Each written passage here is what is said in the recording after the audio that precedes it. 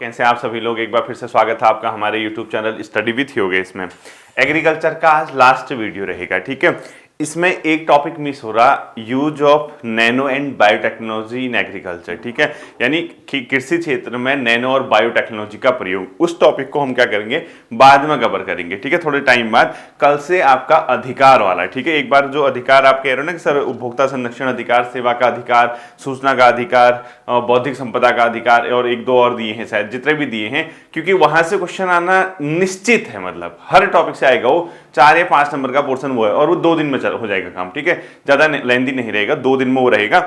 उसके बाद पॉलिटी का जो पोर्शन है आपका, आप घटना चक्र लुसेंट बेस से अगर आप करते हैं तो आपका काम बन जाने वाला है, ठीक है। इसके बाद हम लोग देखेंगे कि कौन सा टॉपिक जो आपके ईओ एग्जाम में सिलेबस में दिया है, आपके लिए एग्जाम में मतलब ज्यादा स्कोर कर सकता है, वो वाला पोर्शन मैं आपको करा दूंगा, ठीक है। तो हेडिंग लिखिए आप, कीटनाशकों का वर्गीकरण, जो टॉपिक दिया है आपका, ठीक है। कीटनाशकों का वर्गीकरण, कीटनाशकों का वर्गीकरण, ठीक है।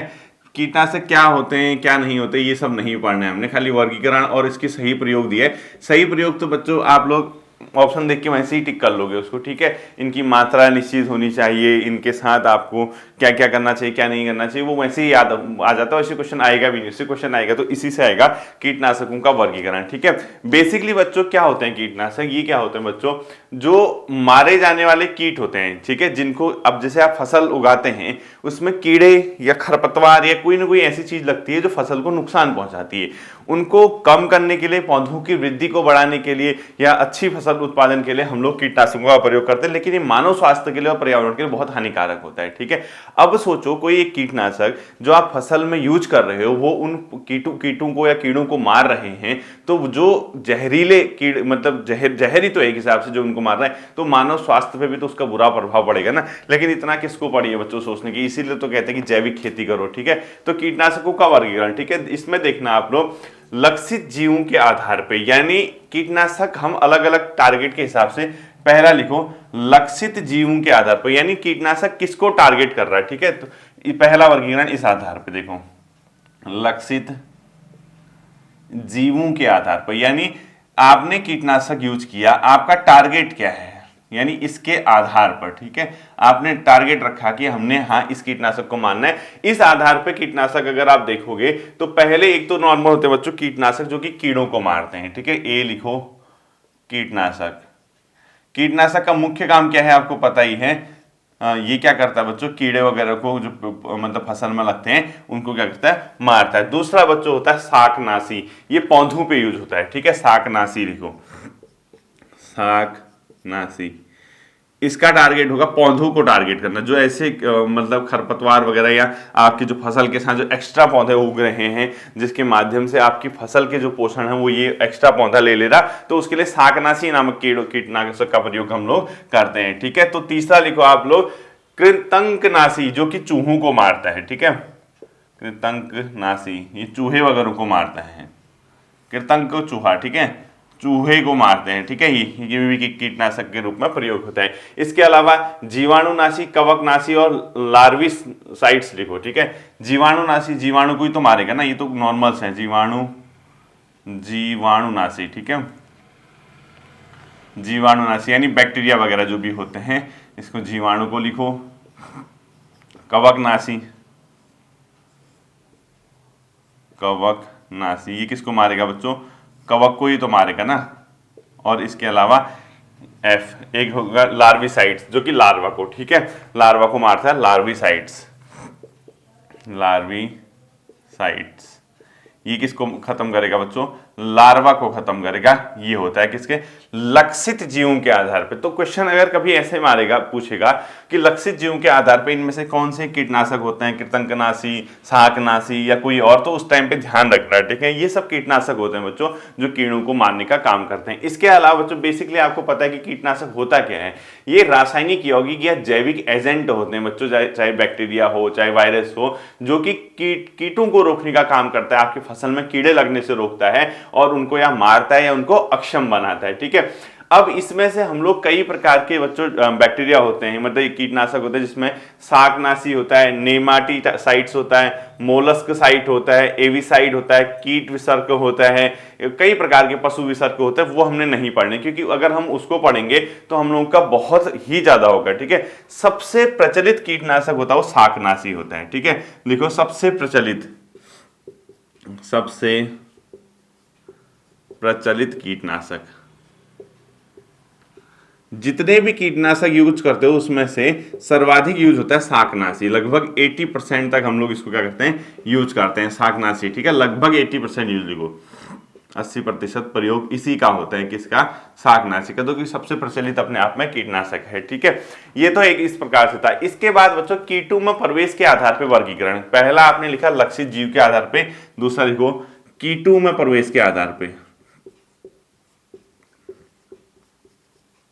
कीटों में प्रवेश के आधार पे। इसका मतलब क्या हुआ, जब आपने कीटनाशक यूज किया तो जो कीड़े हैं उसमें कहां प्रवेश करेगा, क्या उसकी श्वास नली में करेगा या उसके पेट में करेगा, कहां पे उसका मतलब प्रवेश करेगा, उसके आधार पे अगर वर्गीकरण करोगे। एक होता है बच्चों संपर्क जहर, यानी आप संपर्क में आते ही जहरीला वो हो जाएगा, खत्म हो जाएगा। ठीक है, टच करते ही बॉडी में।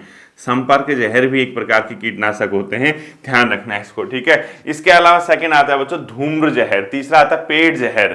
ठीक है, ये धूम्र जहर लिखो, धूम्र जहर लिखो। ठीक है, सी लिखो बच्चों पेट जहर, यानी जठर पे क्या करेगा, सीधे अटैक करेगा, यानी पेट पे, कीड़े की कहां पे यूज करेगा, अटैक करेगा, पेट पे यूज करेगा। ठीक है, इसके बाद आता है प्रणालीगत जहर। ठीक है, प्रणालीगत जहर, ये 4 प्रकार के होते हैं, प्रणालीगत जहर, प्रणालीगत जहर। ठीक है, ये 4 प्रकार के होते हैं। सबसे प्रचलित कीटनाशक तो शाकनाशी होता है। कीटों में प्रवेश के आधार पर ये 4 प्रकार के होते हैं। ठीक है, इसका क्योंकि सिलेबस में सिर्फ वर्गीकरण लिखा है, वर्गीकरण उसका प्रयोग। अब हम कीटनाशक के बारे में, पहला कीटनाशक कौन सा था, कब से यूज हो रहे हैं, प्रमुख कीटनाशक के नाम, इतने नहीं पढ़ने। कीटनाशक है वो तो नाम तो आप खुद ही देखें, कोई पूछेगा भी नहीं। हाँ, जैसे डीडीटी होता है, क्या होता है उसका देख लेना, उसका फुल फॉर्म वगैरह क्या है। एक चीज आप क्या करोगे, जैसे आपकी कीटनाशक वाला है, गूगल पे लिखोगे कीटनाशक से संबंधित महत्वपूर्ण एमसीक्यू, से संबंधित महत्वपूर्ण एमसीक्यू इन हिंदी। ठीक है, हिंदी में आप क्या कर सकते हो, कीटनाशक से संबंधित महत्वपूर्ण एमसीक्यू चेक कर सकते हो। आपको जो वन लाइनर वगैरह कुछ फैक्ट वगैरह दिखेंगे, आप यहां से इसको तैयार कर सकते हैं इजीली। ठीक है, इसके बाद आता है बच्चों क्रिया के आधार पे, यानी जो तीसरा वर्गीकरण है इसका, क्रिया के आधार पे। तो सी लिखो आप लोग, क्रिया के आधार पे कीटनाशकों का वर्गीकरण। ये किस किस आधार पे है, प्रयोग के आधार पे क्रिया का हमने इसको देख लिया है, तो सी आता है बच्चों क्रिया के आधार पे। ठीक है, सी लिखो, मतलब तीसरा लिखो क्रिया के आधार पर। ठीक है, क्रिया के आधार पर, यानी क्रिया के आधार पर कीटनाशकों का वर्गीकरण देखोगे। एक होता है बच्चों भौतिक जहर, फिजिकल। ठीक है, ये पहला लिखो, ये सब क्रिया के आधार पे हैं। ठीक है, वो सिर्फ अगर ऐसे क्वेश्चन पूछेगा कि क्रिया के आधार पर कौन सा ये कीटनाशक होते हैं इस टाइप से, तो वहां काम आएगा। ठीक है, दूसरा लिखो तंत्रिका जहर, जो नर्वस सिस्टम को खत्म करता है। सी लिखो आप लोग श्वसन जहर, जो श्वास की वो करता है। ठीक है, अटैक करेगा। डी लिखो आप लोग बच्चों प्रोटोप्लाज्मिक जहर, प्रोटोप्लाज्मिक जहर। ठीक है, ई लिखो आप लोग सामान्य जहर, और एफ लिखो आप काइटिन जहर, काइटिन जहर। ठीक है, ये आपकी क्या है बच्चों, क्रिया के आधार पर कीटनाशकों का वर्गीकरण, जिसके अंदर भौतिक जहर, तंत्रिका जहर, श्वसन जहर, प्रोटोप्लाज्मिक जहर, सामान्य जहर और काइटिन जहर आते हैं। ठीक है, और लास्ट आपने फोर्थ लिखना है विषाक्तता के आधार पर। ठीक है, फोर्थ लिखो आप विषाक्तता, यानी विष के आधार पर वर्गीकरण। ये 4 प्रकार का वर्गीकरण आप लोग देख लो। इसके अलावा वैसे आना है नहीं इससे क्वेश्चन, मैं आपको नॉर्मली बता दे रहा हूं। अगर इससे क्वेश्चन आएगा तो कोई जैसे डीडीटी वगैरह, इसका प्रयोग, कीटनाशकों के प्रयोग से क्या होता है, अब वो कॉमन है। मतलब अगर आपका कोई ऐसा क्वेश्चन आता है जो आपकी अंडरस्टैंडिंग बेस है, जो तथ्यात्मक न होके आपकी समझ पे आधारित है, लाइक कीटनाशकों के प्रयोग से क्या हो रहा है, आप लिख दोगे उसमें पर्यावरण को नुकसान होता है, मानव स्वास्थ्य को नुकसान होता है, इसके अलावा जो आपका मृदा प्रदूषण होता है, जल पॉल्यूशन होता है, ये सब कीटनाशक के दुष्प्रभाव है। ठीक है, ऐसी चीज मैं नहीं पढ़ा रहा हूं जो आपको इजीली 4 विकल्प देख के समझ आ जाएगी क्या क्या पूछना चाह रहा है, ठीक है। तो विषाक्तता के आधार पर होता है बच्चों 4 प्रकार के। एक होता है अत्यधिक विषैला, जिसके लिए लाल रंग का प्रयोग किया जाएगा, ठीक है। अत्यधिक, 2 होते हैं विषैला, ठीक है, इसका लाल रंग होता है इसका, ठीक है। दूसरा एक और होता है बच्चों अत्यधिक विषैला, उसके लिए भी पीला रंग प्रयोग किया जाता है, ठीक है। ये काफी जहरीले होते हैं मतलब। तीसरा लिखो, सी लिखो आप इसके अंदर, वो लिखो आप कम विषैला, जिसके लिए हरा रंग प्रयोग, मतलब सॉरी मध्यम विषैला, जिसके लिए नीला, और कम विषैला हरा, ठीक है। मध्यम विषैला लिखो, हरा रंग होगा, मध्यम के लिए नीला रंग, मतलब उसका रंग है, ठीक है, किसका, ये कीटनाशक का। और डी लिखो कम विषैला, हरा रंग, ठीक है। हरा रंग होता है किसके लिए, अपने आप में कम विषैले के लिए हरे रंग का क्या करते हैं हम लोग प्रयोग करते हैं, ठीक है। ये था। तो आपका देखना, आप जैसे पेपर में जाओगे, आपका कीटनाशक वाला टॉपिक दिया, कीटनाशक का वर्गीकरण और उसका प्रयोग, कि मतलब कैसे प्रयोग करते हैं कीटनाशक, बेसिकली बच्चों यही है। अब आप कीटनाशक का प्रयोग कैसे करोगे, क्या करोगे, वो मुझे लगता नहीं कि आप लोगों को इतना देखने की जरूरत है, ठीक है। आप लोग इतना कर लोगे तो बहुत है। अगला हेडिंग लिखो मृदा स्वास्थ्य एवं सुधार, यानी मृदा स्वास्थ्य एवं सुधार, ये भी आपके सिलेबस में दिया है, ठीक है। तो इसके साथ हम इसको यहीं पे एंड कर देंगे। इसके बाद हम कल अधिकार वाला टॉपिक देखेंगे, क्योंकि जो नैनो और बायोटेक्नोलॉजी वाला पोर्शन है बच्चों ना, वो काफी लेंदी सेशन है, काफी लेंदी, ठीक है। अब वो कहाँ कहाँ प्रयोग किया जा रहा है, क्या क्या प्रयोग किया जा रहा है, इसके लिए प्रॉपर अलग से मुझे क्या करना पड़ेगा, सेपरेटली आपका किसी न किसी दिन छुट्टी के दिन, जैसे जब छुट्टी वगैरह होती है उस दिन एक पूरा टॉपिक, क्योंकि उसमें 2 से 3 घंटे मुझे खुद लगेंगे उस टॉपिक को सर्च करने में या उस टॉपिक पे काम करने में, तो वो लेंदी सेशन हो जाएगा। इसलिए स्कोरिंग वाला जो पोर्शन है अधिकार वाला, हम उसको इसके बाद कर लेंगे, ठीक है। तो अगला लिखो मृदा स्वास्थ्य व सुधार, यानी मृदा स्वास्थ्य का मतलब सीधा सीधा क्या मतलब है बच्चों, मिट्टी की जो सेहत को नुकसान हो रहा है, क्योंकि आप लोग ध्यान रखना जिस अर्थ पे आप हैं, जहां पे आप हैं, उस सतह का लगभग ऊपरी जो भाग है कंप्लीट मिट्टी है, और जो कि आप पूरा पोषण, आपको एग्रीकल्चर प्रोडक्ट सारा वही मिट्टी दे रही है। लेकिन वर्तमान समय में उस मृदा के स्वास्थ्य को नुकसान हो रहा है, उसकी उर्वरता खत्म हो रही है, ऊपरी सतह की मिट्टी खत्म की जा रही है। लगभग आपसे, आप यूएनओ की एक रिपोर्ट से कहते हैं आज से 50-60 साल बाद आपको एग्रीकल्चर यानी खेती करने के लिए मिट्टी ही नहीं मिलेगी। तो हम उसी पे काम करेंगे, मृदा स्वास्थ्य व सुधार से संबंधित क्या टॉपिक है। याद रखना बच्चों, जो अर्थ, आप बड़ा इंटरेस्टिंग चीज है देखना, पृथ्वी पर 87% लगभग 87% जीवन रूप, यानी 87% जो पूरे पृथ्वी पर, ये लिखना नहीं है, ठीक है। पृथ्वी का जो 87% जीवन रूप है, जिसके अंदर आप लोग मनुष्य के ले लो, सूक्ष्म जीव ले लो, कीड़े मकोड़े ले लो, पक्षी, जंतु, पादप, सब ये एक ऊपरी परत पे रहते हैं, जिसको मृदा कहते हैं। यानी पृथ्वी का 87%, सोचो, पृथ्वी का 87% जीवन रूप पृथ्वी के एक ऊपरी परत पे रहते हैं, ऊपरी परत, उसी ऊपरी परत को मृदा कहते हैं। अब आप सोचिए, जितने भी जीवन रूप, मनुष्य, कीड़े मकोड़े, जीवाणु, बैक्टीरिया, जितने भी हैं आपके, बैक्टीरिया, वायरस वगैरह, सब चीज कहीं ना कहीं उस जीवन रूप का 87% पृथ्वी की एक ऊपरी परत पे रहते हैं, जिसको क्या कहते हैं, मृदा कहते हैं, मिट्टी कहते हैं, ठीक है। लगभग पिछले 40 वर्षों से इस 40% मृदा नष्ट हो चुकी है। सोचने वाली बात है, पिछले 40 वर्षों में, ये लिखना नहीं है, ठीक है, आपको सिर्फ समझा रहा हूं, पिछले 40 वर्ष में 40% मृदा नष्ट हो चुकी है।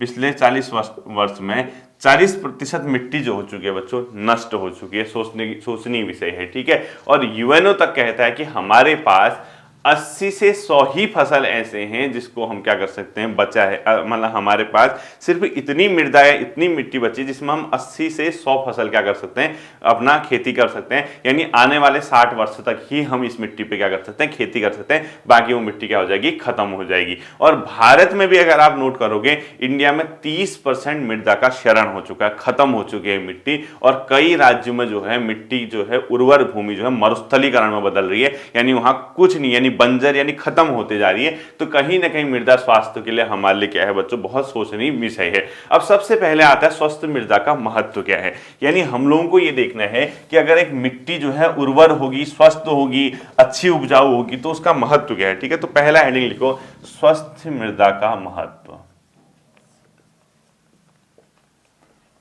स्वस्थ मृदा का महत्व। ठीक है, क्या यूज है हमें इस स्वस्थ मृदा का? पहला देखना बच्चों, खाद्य एवं पोषण, क्योंकि अगर मिट्टी ही नहीं होगी तो आप फूड कहां से लाओगे और आपका न्यूट्रिशन कहां से मिलेगा? तो सबसे इंपॉर्टेंट है खाद्य व पोषण।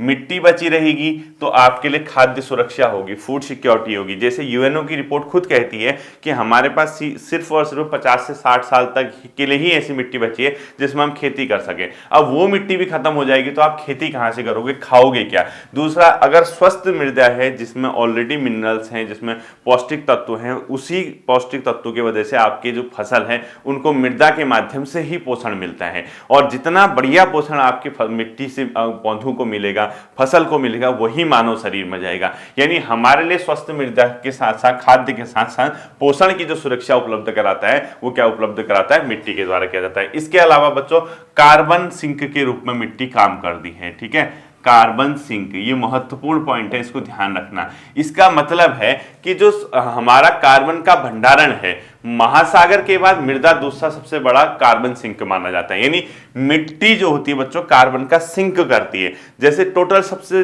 बड़ा कार्बन सिंक महासागर है, उसके बाद हमारे जो मिट्टी है वो क्या करती है? कार्बन को स्टोर करती है, सिंक करती है। तो कार्बन सिंक के रूप में काम करता है। सोचो कार्बन सिंक नहीं होगा तो कितनी बड़ा नुकसान हो सकता है। ठीक है, तो कार्बन सिंक के रूप में हमारी मिट्टी क्या करती है बच्चों? काम करती है। तीसरा, प्राकृतिक फिल्टर है बच्चों, यानी नेचुरल फिल्टर का काम करती है। प्राकृतिक फिल्टर, अब आप कहोगे सर ये क्या मतलब हुआ इसका? इसका मतलब जैसे, क्योंकि मिट्टी जो होती है इसकी अलग अलग लेयर होती है, सतह होती है, तो जितना भी केमिकल, जितनी भी गंदगी, जो भी प्रदूषण वगैरह इस पानी के थ्रू आए, हवा के थ्रू आए, हमारी मिट्टी पे जाता है, तो वो जो मिट्टी है उसकी अलग अलग लेयर बनती है, तो फिल्टर होके ही वो पानी नीचे जाता है। जब फिल्टर होके वो सतह में जाएगा, अंदर जाएगा, तो भौमजल जो आप यूज करते हैं, तभी तो आप देखते होंगे ना, कहते हैं ना कि पृथ्वी इतने मीटर गड्ढा खोद रखा है, इतना नीचे गड्ढा खोदा, वहां से पानी निकल रहा है, तो वो शुद्ध पानी मानते हो आप लोग, उसको पीते भी हो। वो क्यों पीते हो आप लोग? वो इसीलिए क्योंकि वो फिल्टर होके मिट्टी के द्वारा कहा जा रहा है, शुद्ध रूप पानी के रूप में नीचे पर अंदर जाता है। इसीलिए प्राकृतिक फिल्टर के रूप में हमारी स्वस्थ मृदा क्या करती है? काम करती है। ठीक है, इसके अलावा बच्चों आजीविका व बसावट, यानी कहीं ना कहीं मिट्टी हमारा क्या करती है? आजीविका का साधन है। जैसे आपने देखा होगा गंगा का मैदान हो गया या कोई ऐसी जगह जहां पर बढ़िया मिट्टी, वहां पे जनसंख्या घनत्व ज्यादा है, क्योंकि वहां पे लोगों की आजीविका का साधन है। आजीविका कैसे? जितनी बढ़िया मिट्टी होगी उतनी बढ़िया कृषि होगी, आजीविका होगी तो उसी इलाके में इंसान बसना चाहेगा। ठीक है, तो हमारे वहां आजीविका व बसावट के लिए महत्वपूर्ण क्या है? मृदा होती है, ये आपको ध्यान रखना है। ठीक है, अब सबसे बड़ी आती है बच्चों, जो मृदा है उससे स्वास्थ्य से संबंधित हमारे पास क्या चुनौतियां हैं। ये तो हमारे फायदे हो गए, क्योंकि इसके अलावा कोई विकल्प आता है तो आप अच्छी मिट्टी के क्या फायदे होंगे वो तो खुद ही कर लोगे ना। अब देखो क्या चुनौतियां हमारे सामने हैं। स्वस्थ मृदा के बिना हम लोगों के सामने क्या क्या चुनौतियां, वो लिखो। मृदा स्वास्थ्य से संबंधित चुनौतियां लिखो। मृदा स्वास्थ्य से संबंधित चुनौतियां, मृदा स्वास्थ्य से संबंधित चुनौतियां। पहली है बच्चों, कृषि रसायन का अधिक प्रयोग। ठीक है, हम लोग अपनी मृदा को स्वास्थ्य कैसे रखें? तो क्यों इतने ज्यादा हम रसायन का प्रयोग कर रहे हैं, कृषि रसायन का प्रयोग, इतनी ज्यादा मिट्टी में हम लोग केमिकल वगैरह डाल रहे हैं। आपने अभी पढ़ा ना कीटनाशक, वो यही है। कृषि रसायन के प्रयोग से क्या होता है बच्चों? मृदा का अम्लीकरण होता है, यानी जो उसमें एसिड होगा या जो होगा वो बढ़ेगा। एसिड बढ़ेगा तो मृदा की जो ह्यूमस है यानी उर्वरक क्षमता है वो क्या हो जाएगी? खत्म हो जाएगी। जैसी ही उर्वरक क्षमता खत्म होगी, पौधों की वृद्धि क्या हो जाएगी बच्चों? रुक जाएगी। पौधों की वृद्धि रुक जाएगी, इसके अलावा ग्रीन हाउस गैसों का उत्सर्जन भी बढ़ जाता है। ठीक है, तो कृषि रसायन का प्रयोग ही सबसे बड़ी हमारे सामने स्वस्थ मृदा के लिए चुनौती है। हमें सबसे पहले कृषि रसायन का कम प्रयोग करके जैविक कृषि की ओर बढ़ना पड़ेगा, तब जाके हमारी मृदा जो हो सकती है स्वस्थ हो सकती है। ठीक है, दूसरा वनों की कटाई व शहरीकरण। लगातार वनों की कटाई जारी है बच्चों, यानी वन काटे जा रहे हैं। अगर वन काटेंगे तो वनों की मिट्टी कहां संरक्षित रहेगी? क्योंकि पेड़ पौधे जो होते हैं मिट्टी के लिए एक प्राकृतिक अवरोध का काम करते हैं, उसको पकड़े रहते हैं। मिट्टी आपने देखा होगा जहां पेड़ वगैरह कटते हैं, जड़ से पेड़ उखाड़ते हैं, वहां की मिट्टी बहुत कमजोर पड़ जाती है। तो वनों की कटाई व शहरीकरण, लगातार अर्बनाइजेशन हो रहा है, शहरीकरण। जहां शहरीकरण होगा इंडस्ट्री लगेंगी, उद्योग लगेंगे, मिट्टी वैसे ही क्या हो जाएगी? क्षरित हो जाएगी, यानी इसका क्षरण होना तय है। ठीक है, तो मृदा क्षरण जो होता है बच्चों अप्रत्यक्ष रूप से विश्व के 2 बिलियन लोगों को क्या करता है? प्रभावित करता है। और इसके अलावा सूक्ष्म पोषक तत्वों की उसमें कमी हो जाती है, जिसको कि गुप्त भुखमरी कहते हैं। ठीक है, अब आप देखना एक टर्मिनोलॉजी आती है गुप्त भुखमरी। गुप्त भुखमरी, इसका क्या मतलब है? गुप्त भुखमरी का मतलब है ये क्या होता है, देखो मृदा अगर स्वस्थ नहीं होगी, मृदा का क्षरण हो रहा होगा, तो विश्व के अप्रत्यक्ष रूप से 2 बिलियन से ज्यादा लोगों को ये प्रभावित करेगा। दिखेगा नहीं आपको, इनडायरेक्टली प्रभावित करेगा। इनडायरेक्टली प्रभावित करेगा तो सूक्ष्म पोषक जो होते हैं, छोटे छोटे हमारे पास जो न्यूट्रिशन होते हैं, वो हमारी बॉडी को नहीं मिल पाते। बॉडी को नहीं मिल पाते, हम किसी न किसी रोग के क्या हो जाएंगे, शिकार हो जाएंगे। हम डायरेक्ट ध्यान नहीं देंगे कि हमें ये प्रॉब्लम हो रही है, इसके पीछे मृदा का क्षरण हो सकता है, लेकिन उसको बोलते हैं गुप्त भूखमरी। ठीक है, कहीं ना कहीं सूक्ष्म पोषकों की कमी। देखो मृदा क्षरण से सूक्ष्म पोषकों की कमी, सूक्ष्म पोषकों की कमी हो रही है हमारी बॉडी में, जिसको क्या कहते हैं, गुप्त भुखमरी भी कहा जाता है। ठीक है, इसके अलावा तो जल जमाव, बहुत ज्यादा जल का क्या हो जाता है, ABC।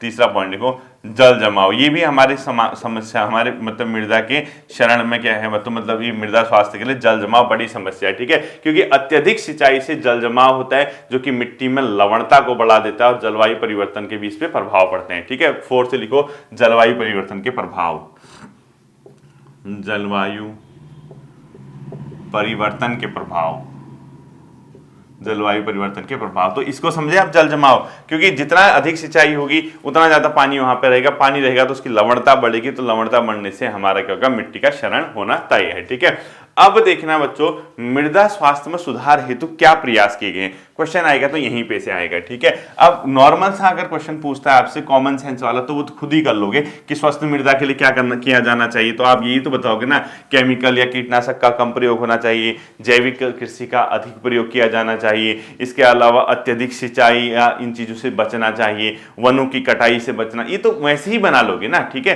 तो देखो क्या प्रयास, सरकार द्वारा प्रयास लिखो, स्वस्थ मृदा हेतु सरकार द्वारा प्रयास, यहां से क्वेश्चन आएगा, मृदा स्वास्थ्य हेतु किए जा रहे प्रयास। ठीक है, जैसे पहला लिखो बच्चों, परंपरागत कृषि विकास योजना, ये मैंने परसों पढ़ाया था आपको, मैंने ये भी बोला था कि 2015 से शुरू हुई थी। ठीक है, हमने परंपरागत कृषि की ओर लौटना चाहिए, इसके लिए सरकार ने वर्ष 2015 में कि परंपरागत कृषि विकास योजना की शुरुआत की है। ठीक है, परंपरागत कृषि विकास योजना। इसके अलावा बच्चों, पोषक तत्व आधारित सब्सिडी योजना, हमने क्या शुरू किया, हमने पोषक तत्व